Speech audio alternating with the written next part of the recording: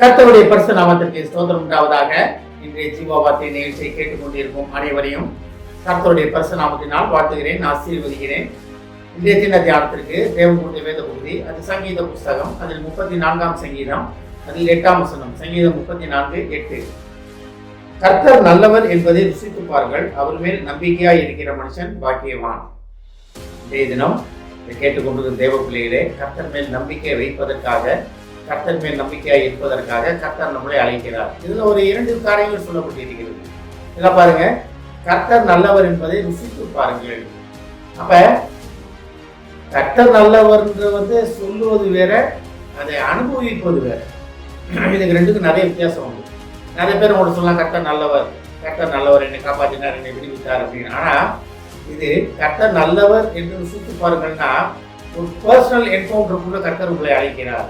ஒரு தனிப்பட்ட உறவுக்குள்ள தேவன் உங்களை அழைக்கிறார். அடுத்தவங்க சொல்வதை கேட்பதற்காக கிடையாது. அடுத்தவங்க சொல்வது கேட்பது நமக்கு ஒரு ஃபீட்பேக், ஒரு புஷ்அப், நம்மளும் அந்த மாதிரி செய்யணும் அப்படின்னு. ஆனா இதுல கர்த்தர் நல்லவர் என்பதை ருசித்து பாருங்கள், நீங்க தான் அதை செய்ய வேண்டும். தேவன் நல்லவர் என்பதை ருசித்து பார்ப்பதற்காக கர்த்தர் உங்களை அழைத்து கொண்டிருக்கிறார். அப்ப ஒரு தனிப்பட்ட உறவுக்காக, தனிப்பட்ட முறையிலே தேவனை அறிந்து கொள்வதற்காக, புரிந்து கொள்வதற்காக தேவன் உங்களை அழைத்து கொண்டிருக்கிறார். ருசித்து பார்ப்பதுன்னா என்ன? ஒரு பழம், நான் ஒரு ஆப்பிள் சாப்பிட்டுட்டு இருக்கேன், சாப்பிட்டுட்டு நீங்க பார்த்துக்கிட்டு இருக்கீங்க, பார்த்துக்கிட்டு இருந்து நான் ஆப்பிளை போட்டு வச்சிருக்கேன், நல்லா இருக்கு அப்படின்றேன். பட் ஆனால் அது புளிப்பா இருக்கா, இனிப்பா இருக்கா, நல்லா இருக்கா, அது ஏன் நான் தான் உணர முடியாது. சொல்லி நான் ஒன்று சொல்லலாம், நீங்கள் நல்லா இருந்துச்சோ இனிப்பா இருந்துச்சோ ரைட், ஓகே. ஆனால் அது எந்த அளவுக்கு இனிப்பா இருந்துச்சு, எந்த அளவுக்கு புளிப்பா இருந்துச்சு, எந்த அளவுக்கு நல்லா இருக்குன்றது என்னன்னா, அது உண்றவங்களுக்கு மட்டும்தான் தெரியும். அதே போல கர்த்தருடன் இடைப்படுவர்கள் மட்டும்தான் தெரியும் கர்த்தர் நல்லவர் என்பதை ருசித்து பார்த்தது. கர்த்தர் நல்லவர் என்பது அவரால் தொடப்பட்டவங்க, அவரால் விடுதலை செய்யப்பட்டவங்க, அவரால் நிறைய காரியங்கள் பெற்றுக்கொண்டவங்க, உங்களுக்கு தான் தெரியும் கர்த்தர் நல்லவர். அப்ப தேவன் இன்றைய தினத்தை கேட்டுக்கொண்டு தேவதனமே, தேவன் உங்களை அவர் நல்லவர் என்று புரிந்து கொள்வதற்காக, அனுபவிப்பதற்காக, ருசித்து பார்ப்பதுன்னா என்ன? அனுபவிச்சா தான், நீங்களும் சாப்பிட்டா தான் அது தெரியும். அதனால தான் தேவன் உங்களை என்ன அனுபவிச்சு பாருங்க, என்ன உணர்ந்து பாருங்கள் அப்படின்னு தேவன் இன்றைய தினம் உங்களை அழைத்து கொண்டிருக்கிறார். கர்த்தருடைய அழைப்பு எப்படிப்பட்டது பாருங்க. நீ என்னிடத்தில் நீ என்னோட உறவாடி, நான் எப்படிப்பட்டவேன்றதை புரிந்து கொள்ளுங்கள் அப்படின்னு தேவன் அழைத்து கொண்டிருக்கிறார். அடுத்து பார்த்தீங்கன்னா, அவர் மேல் நம்பிக்கையா இருக்கிற மனுஷன் பாக்கியவான்.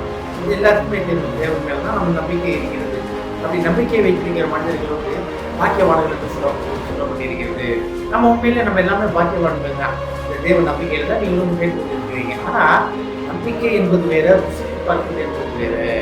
இதுல ரொம்ப மிக காரியம் இருக்கிறது. ரொம்ப நல்லா இருக்கு, ஒரு படத்தை வாங்குறீங்க, கூட வாங்குறீங்க, படத்தை வாயில வைக்கணும், சரின்னு வச்சுக்கீங்களேன், உங்களுக்கு எப்படி இருந்துச்சு, நான் நம்பதெல்லாம் எடுத்து போச்சுப்பா அப்படின்னு. ஆனா தேவன் என்ன சொல்றாரு? இன்னையே நம்பு, இன்னும் ருசித்து பார் அப்படின்றாரு. தேவனை ருசித்து பார்ப்பதற்காக, அனுபவிப்பதற்காக கர்த்தர் உங்களை அழைத்து கொண்டிருக்கிறார்.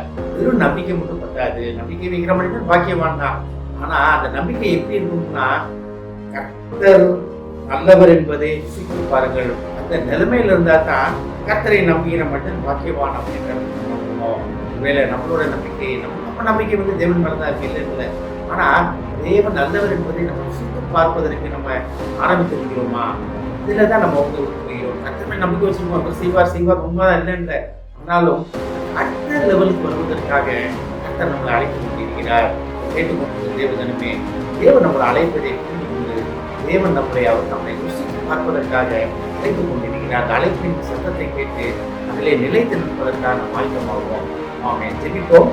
எங்களை அதிகமான அன்பின் கொண்டவர்களாகவே, கர்த்தாவே, நீர் நல்லவர் என்பதை நாம் ருசித்து பார்ப்பதற்காக நீர் அழைக்கிறீர்கள். மேல் நம்பிக்கை வைத்திருக்கிற மனிதன் பாக்கியவான் என்பதை அறிந்து கொள்ள மாட்டவர்கள், தெரிய மாட்டவரே. ஆனாலும் அவருடைய நம்பிக்கை என்பது உண்மை ருசித்து பார்ப்பதிலே உள்ளது என்பதை நாங்கள் புரிந்து கொண்டு அதிலே நிலைத்து நிற்க உதவி செய்ய மாட்டவரே. எங்கள் நம்பிக்கை உண்மை ருசித்து பார்ப்பதிலே நிலைத்து நிற்கும் நம்பிக்கையாக இருக்க உதவி செய்ய மாட்டவரே.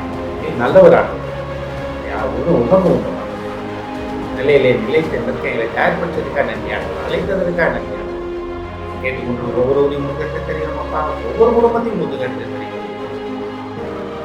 குடும்பத்தில் உள்ள ஒவ்வொருவரும் நல்லவர் என்பதை ருசித்து பார்த்து உண்மையில் அவர்கள் நம்பிக்கை இன்னும் பல மடங்கு பெருக போவதற்கான